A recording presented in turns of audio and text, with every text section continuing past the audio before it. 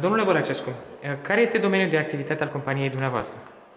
Firma noastră se ocupă din anul 2003 de la înființare cu instalații de curent slabi. Aici incluzând cablare structurată, instalații de detecție incendiu, control acces, supraveghere video și mai nou, de circa 2 ani de zile, am început să facem Building Management System. Descrieți, vă rog, aplicația realizată în această clădire.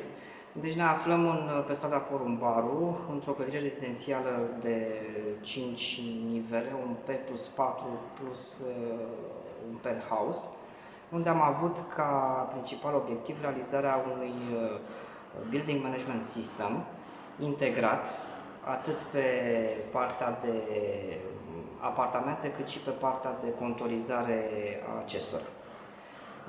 Ne aflăm într-un apartament la etajul 2, un apartament cu 3 camere, unde am implementat acest sistem.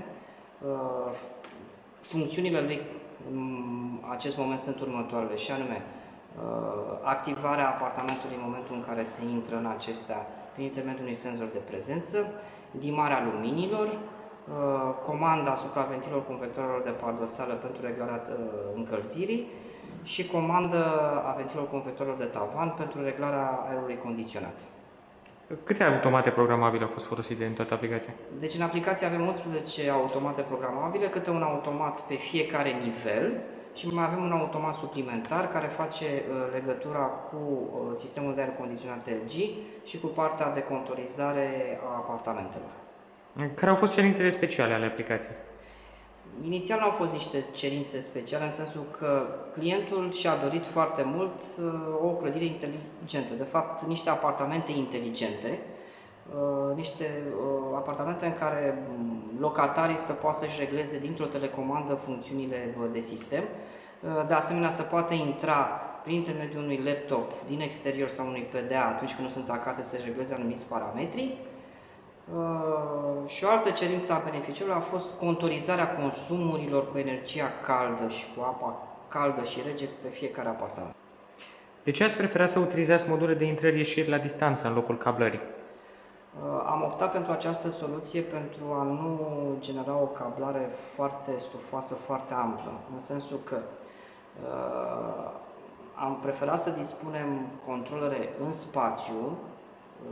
spațiu comandat, astfel încât să putem duce comenzile pentru întrerupătoare, respectiv pentru lumini și alimentările de lumini, pe distanțe cât mai scurte. Considerați că ați fost mulțumit de funcționalitatea echipamentelor SAE? Până acum pot să spun că SAE este un produs stabil. La câte, să spunem, întreruperi cu alimentarea cu energie am avut în aceste spații din cauza electricienilor, m-aș fi așteptat ca PLC-urile să o ia razna, la fel și room controlele, lucru care nu s-a întâmplat. Deci, din punctul meu de vedere, consider că SAE este un produs solid, stabil. Ați utilizat aceste echipamente și în alte aplicații? Da. Considerați această aplicație un succes al companiei noastre?